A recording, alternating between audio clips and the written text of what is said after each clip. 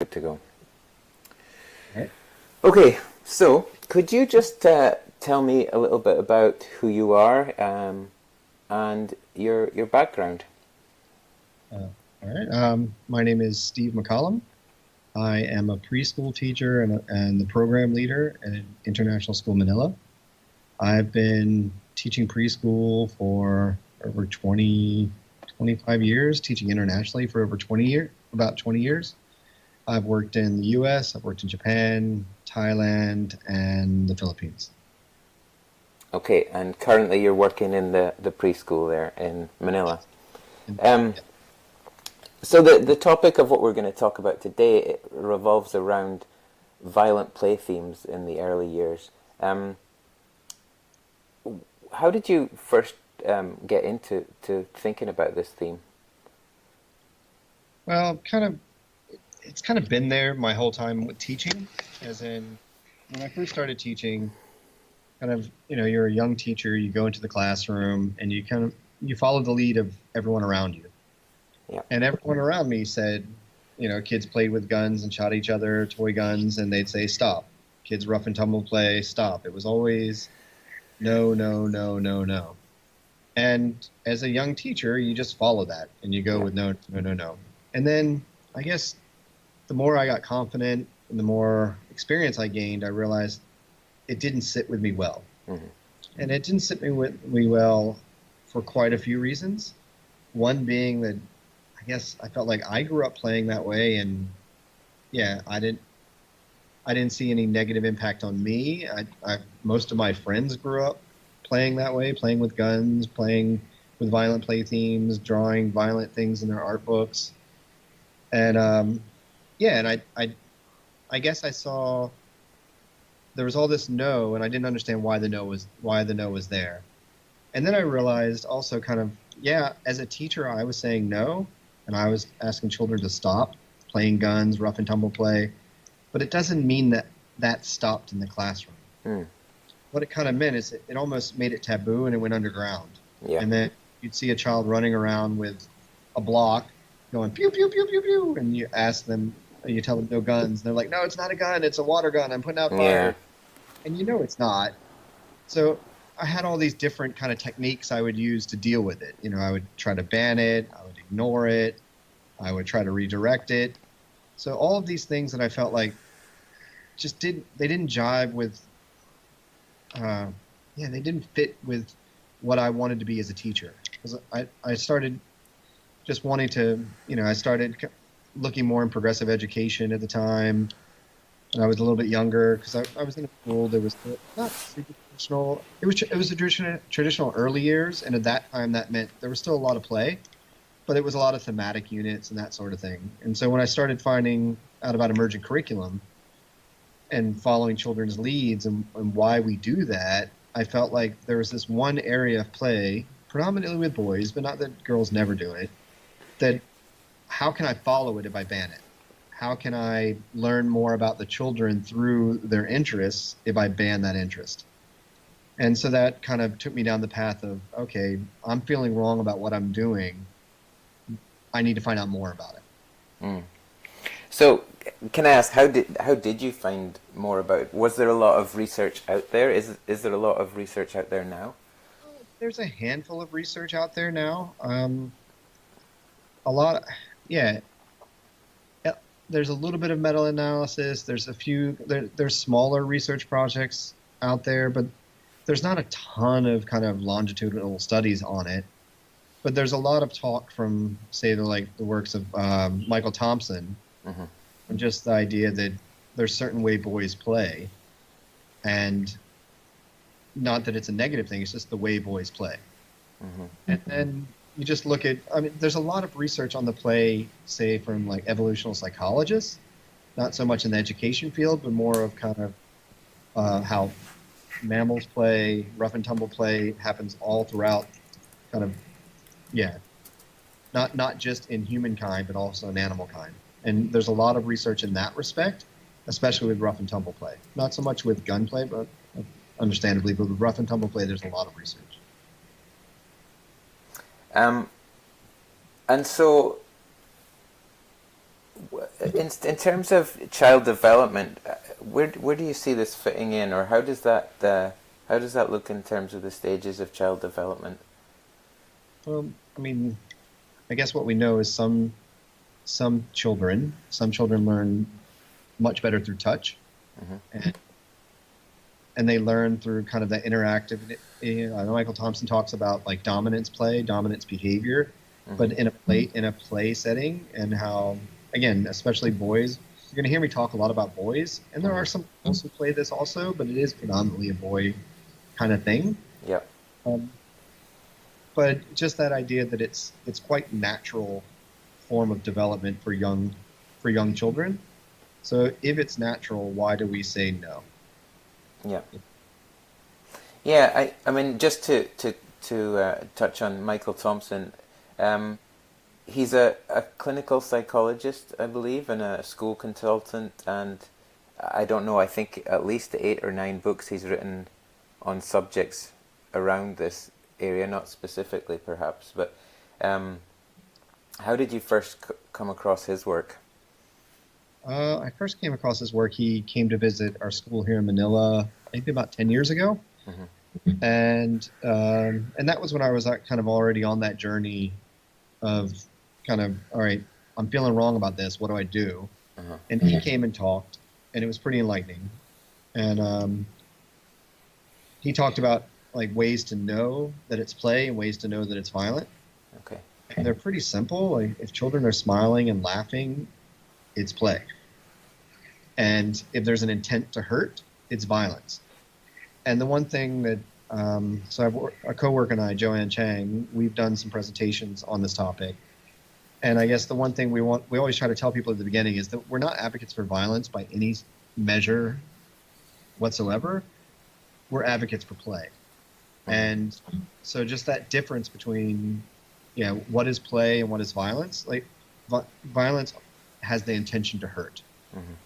Now, sometimes rough and tumble play can easily lead to violence. Children aren't that dexterous, so sometimes they might be trying to play fight and they Hmm. mistakenly hit their friend, and then it can turn violent. That's actually a great learning experience. It's a great act in empathy, especially kind of children who are bigger, having to learn how to control their body so they don't hurt someone else, which is exactly what little children learn when they do rough and tumble play with their parents. Yep. There's all that learning of, oh wait, my mom or dad could snap me in half right now, but they're not. Hmm. They're making it fun for me and fun for them. And children learn that same thing, and especially like our classes here in Manila are mixed age groups. So we have children who are 5 playing with children who are 3, and sometimes that can be almost double weight, Yeah. double. Yeah. And those bigger children learn that they have to play with the smaller children, but they have to watch the face of the partner they're playing with to make sure they're not hurting them. If they do hurt them, they need to learn to control their behavior next time to make sure the play continues and it doesn't become violent. So there's so much um, healthy social interaction that comes out of violent play themes, but with that understanding that they're not violence, and we're not, like, I don't advocate for violence whatsoever. Mm. You mentioned Joanne there. Could you maybe just tell us briefly a little bit about Joanne, and then how you two have presented to other schools and conferences, and then what led you to make that decision to start presenting to other schools? Joanne's a kindergarten teacher and the program leader here at International School Manila. For is And that's for kindergarten? Sorry. kindergarten, yeah. So, and I'm the preschool teacher. So we're the early years kind of program leaders here at International School Manila. It's funny, we came at it from a little bit different angles. So she didn't grow up with like grew up in a family of all sisters. She didn't grow up with that kind of play as being normal. And she used to try to ban it but she has 2 sons. So she came at it from the angle of seeing her sons that were actually coming to school and felt like school wasn't a place for them. Mm. She felt like her sons from a very young age were expressing the idea that they weren't allowed to play what they wanted at school. They weren't allowed to talk about what they wanted to at school. They weren't allowed to read or to write what they wanted to at school. Because her sons wanted to write about war or write about boxing or write about kung fu or draw Power Rangers, all that kind of fairly normal um, violent play themes for young children. And her sons were already having a negative image of school because it was banned. And so it really made her kind of look into it. So she came to it more of the angle as a parent. Mhm. As a teacher also, but I think the parent side really kind of opened her eyes to it. And then, so her and I talked about it for years. Then we decided, hey, we've both been reading about it. We've both been sharing resources between each other. Why not share at a conference? And one conference we went to and shared. And we felt it was quite successful. And then we got a chance to share at school a couple of times, with parents on our campus a couple of times. And then last year we presented at another conference. And so our audience has predominantly been other teachers, but we have had a parent audience also. Um, I remember when I think I was perhaps there when you did your first presentation on this to the teachers in Manila. Is that right? At one of our PD days. Right. And I remember that the impact that it had on me, and the thinking that I thought I was fairly progressive with this too, but I did feel like I recognized some of the things that you had said about, I do sometimes just choose to ignore this, and I do sometimes ask to stop, and I had the same feeling. It never felt quite right, and it was very. I wonder how, if the teachers that you speak to have the same feeling I do, almost like a relief that this is okay for me to kind of go with what I really feel about this, not what I think is acceptable within schools.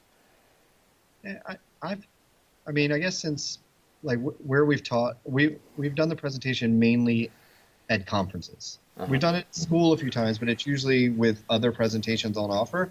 Yeah. So usually people are choosing to come to our PD. Uh-huh. It's kind of a PD set at a school that everyone has to go to. And the last conference we went to, we were kind of nervous that we would have really small numbers, because we were up against, like one of probably the most famous early years blogger out there. And it was the first session of the conference. We're like, oh, no one's going to want to come to ours. We might just have really tiny numbers. And quite a few people came, and they had said that they came for the topic. Yeah. Like the main reason is that topic is something that they felt. I think a lot of people come not because they want to ban it, but they come because they want to understand it more. Mm-hmm. And I think a lot of people come into the same reason a lot of us come at it, dealing with it, is that we inherently go in and ban because we think, oh, if we just say stop, that puts an end to it. But then we all feel funny about it. Yeah. Feel like there's something wrong about it. An interesting thing is that we have had some teachers who, even though they feel funny about it, there's some cultural reasons sometimes you might ban it. And one teacher taught African American children in the U.S., and she was saying that she would always say no gunplay, because gunplay for African American children in the U.S. means you could get shot. Yeah. Shot by the police if you were playing that in your community, or if you were playing, if you were playing that at school, you could get in trouble for it. So that was a very different way of looking at it. And I guess there you just, you don't have options. Luckily, with working in international schools, it's not as big of a concern of ours. So we're able to look at it in a different way. Yeah. And we don't have kind of the big government policies that say no guns of any exception, not even like a paper gun's allowed. We just have a policy at our school of no realistic guns are allowed at school. So some children will bring in toy guns, but it can't look realistic. Yeah. One of the questions I have written down here is, does the context, culture, geographic location of the school impact what school policies should be on this subject? And I think you touched on it there. Yeah. And it's funny because I didn't even think about that before. And the person who came to one of our workshops brought that up. It made me think, I would err on the side of making sure I wasn't a cause of children getting shot. Yeah. That would be a place where you would just have to talk about it in a different way. Yeah. And that would be a reality. And it's fairly unfortunate, and it's sad for so many reasons that you'd have to. But I do think culturally, where we have a fairly diverse population in our school. We have about 100 nationalities out of 800 children in our elementary school. We have a lot of nationalities. Mm. So we have a lot of cultures that we have to kind of interact with. So us allowing it, you see a lot of parents have a hard time with it when they see like kids at the school doing it. And arguably, I think we could do a better job as a school of communicating to parents why we allow that sort of play. Yeah, I mean, I have two kind of following up points just on what you've said there.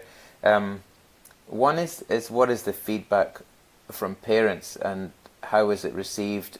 Is that, when we talk about early childhood, it's impossible not to talk about parents and the communication and the importance of the involvement. But how is it communicated to parents if it is, and how do they receive that? So as of right now, I mean, we've had the kind of parent coffee on the same topic, like a modified version of our teacher presentation for parents. So we've done that. So that's one way we have parents know about it. Another way is just that it happens all the time, and we have a lot of parents come into our facility for pickup and drop off. Mm-hmm. So a lot of parents see it in action and will express questions, express their like concerns and questions. So we have a lot of face-to-face conversations. It hasn't been something we've put in kind of our literature about our program. So we haven't felt like we kind of feel like it falls under a different umbrella of kind of following children's interests. So we haven't put a specific. There hasn't been enough concern where we feel like we need to make it a specific point in our literature. Mm-hmm. Um, the next thing I was going to follow on, I think you kind of touched on it too. The question I have is there a place? And I think I'm thinking about teachers here when I ask this. Is there a place for personal beliefs and feelings on this area? We know what's happened in schools, perhaps predominantly in the US. So what are your teachers' thoughts on teachers taking perhaps a more personal stance against these play themes? And would you suggest that the violent events in schools give us even more reason to talk about this and be aware of these themes in play? Well, I would say there's always a place for personal. Um, it would be easy to kind of, if we looked objectively how even Joanne and I came about to presenting. Yeah. It's with a personal. It started with my connection of in my youth I played that way, and it started with her personal connection. So I think personal is going to always be there. We have to acknowledge that. It's just more of like taking that personal how you might feel and acknowledging it. But if you're a teacher who doesn't want to do it because you just think it's bad, why is it bad? Let's look at what the research shows. Let's look at all the literature out there and see if it is actually bad, or if is it something you might be morally against. And just as I might be morally against shooting another human with a gun, but the children aren't shooting other humans with guns. They're playing shooting other humans with guns. Just as children play being zombies, and I wouldn't want zombies to actually walk around the earth and eat people, but would we tell children to stop playing that? It just acknowledging that play has an important role, especially like our children see guns on TV daily. Here in Manila, it's hard to walk down the street or go walk through the mall without seeing multiple shotguns with guards holding shotguns. Mm-hmm. Guns is something that children see they see in media constantly, and in our cultural our surroundings, at least here in Manila, children see physical guns on a daily basis. Mm-hmm. So it's something that children are going to be fascinated with, and they're going to want to explore, and they're going to want to play with the idea of what it means. And so with guns, I think guns is the one that people are usually most emotive about. Rough and tumble, I think, even if people don't agree with it, they can understand a little more. The gun one is the one I think is the most sensitive. And to tell you the truth, the violent play themes through literature can be quite sensitive also. Some people can have a hard time with children writing about like having characters die or their friends die in stories. So that one is another one that can be quite challenging. The next thing I have written down here touches again on what you've maybe just said. Do you think there's an overlap between these themes and the types of video games, movies, TV shows that these children are exposed to, and maybe the amount of time that they spend watching these things and playing these things. I know that's another big issue currently that we're talking about in schools. I didn't find any of that in the reading. But my gut instinct would be yes, they would be related. The little bit of research we did find on at least violent video games was that violent video games did not lead towards violent people. Mm-hmm. Did find a little bit of that research. There's kind of no connection between playing a violent video game and then yourself being violent.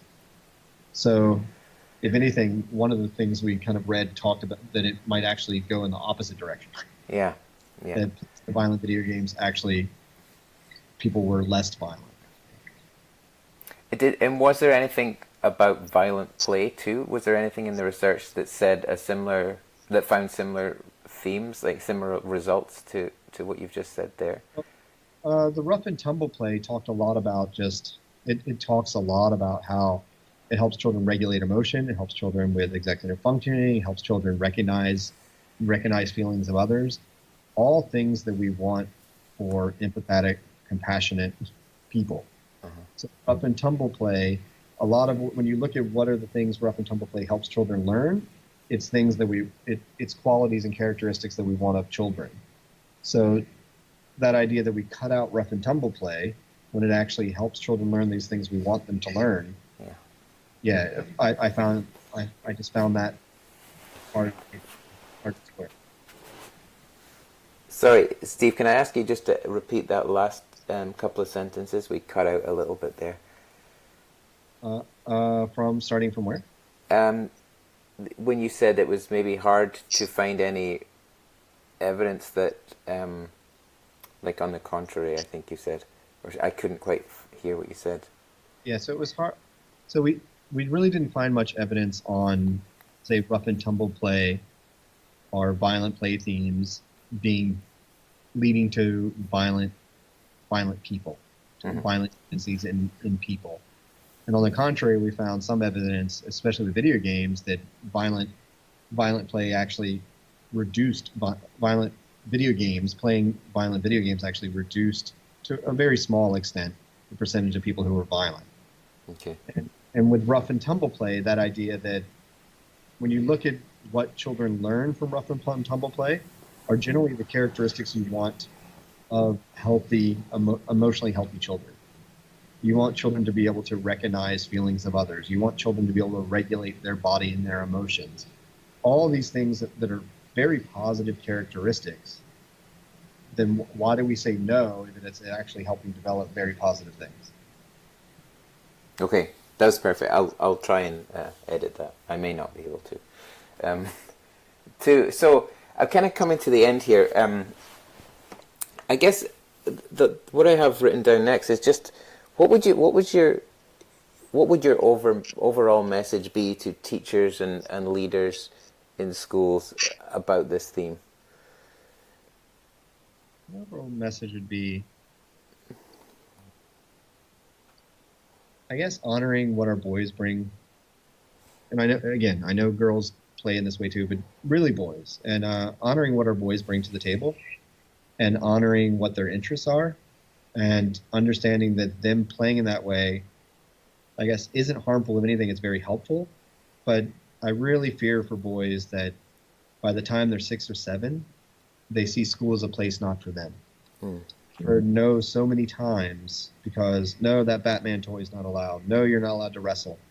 Put that gun down. We don't play with guns. No sticks and sword fighting. No, they just hear no and no and no and no. And then they're also in settings they're usually asked to read too early, asked to write too early. So they're asked to do things that are quite difficult because they're not developmentally ready, and they have to do it using themes and content that they're not necessarily interested in. So they might write more if they were allowed to write about Batman or allowed to write about whatever superhero it is. They might read more if they read more of that. They might learn better social skills if they're allowed to rough and tumble play. But a lot of times they just hear no so many times that, so not only are they getting all the benefits of that type of play, but then it's almost a double whammy for a lot of our young boys. Mm. They're not getting the benefits of it, and then on top of that, they're seeing school as a place that's not for them. And yeah, well, like one of the shocking things we looked at again and again that came up in kind of the research we read was that universities, like the number of boys applying for university has gone down over the last 20 years, and it continues to go in that trend. That trend continues, and we wonder just if it's because boys see school as a place that's not for them. Mm. Yeah. Okay. Thank you for that. Just one more. At the end, I kind of usually say, what's the question that I should be asking? What do you think? Is there a question I've missed, or what's the thing that you really want people to know that on this area, that if you could have one more message, one more thing that you wish people would ask more about and talk more about, what would it be? That's a good question.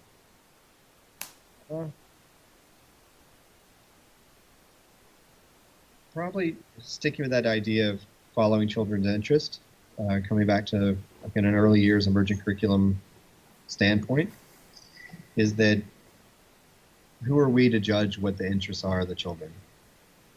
And I'm not talking about those children that talk about violence and it can be talking about real violence and it can be scary and it's something we have to deal with on an emotional level. I'm talking about the children who are interested in the violent play themes, like the play aspect.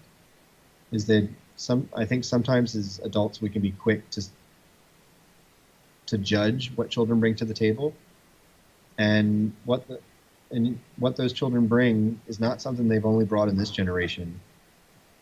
Children generations before us played cowboys and soldiers, and it's been a theme for a long time for a reason. Children are trying to figure out the world, and one of the things that fascinates a group of our children is violent play themes, and they're trying to learn about our world. So I guess that would be the thing just to kind of think about is, who am I to say that learning about ponies is better than learning about soldiers, or learning about whatever the topics may be? I can help each particular child learn by following their interests. And who am I to judge what their interests are? Yeah. Yeah, I really think that makes a lot of sense. One more thing that's just come to mind, if you don't mind, we were talking just before we started recording about documentation. Okay. And I guess documentation, reflection for the children, documentation as an early years teacher. How does it? I'm just imagining your classroom and there's some violent themes going on and guns and rough and tumble play. How perhaps is that documented, and how would the students reflect on what they've learned out of those experiences, do you think? I think the children in my class don't see gunplay as any different than any other play. Mm-hmm. It's documented in the same way as a block building. If a child makes a gun and they're proud of it, they'll take a photo of it, make a video, want to share it with mom and dad, share it with their friends. And they see it as accepted. They see their interest as accepted. And I don't document it in any different way than I would anything else. I don't hide it. I don't, like I said, when I was younger, I would ban it. That doesn't happen. I would ignore it. That doesn't happen, which I think can be a fairly negative thing too, just ignoring it. Because then all of these interests the children bring to the table say, look what I've done, and they're proud of it and they want to learn. You can learn more about it, that you can help them learn more. If you ignore it, you can't do that. So in our class, children just see it as normal play. They don't see it as a taboo subject. Yeah, that feels right, doesn't it? Okay, thank you so much. All right, thank you.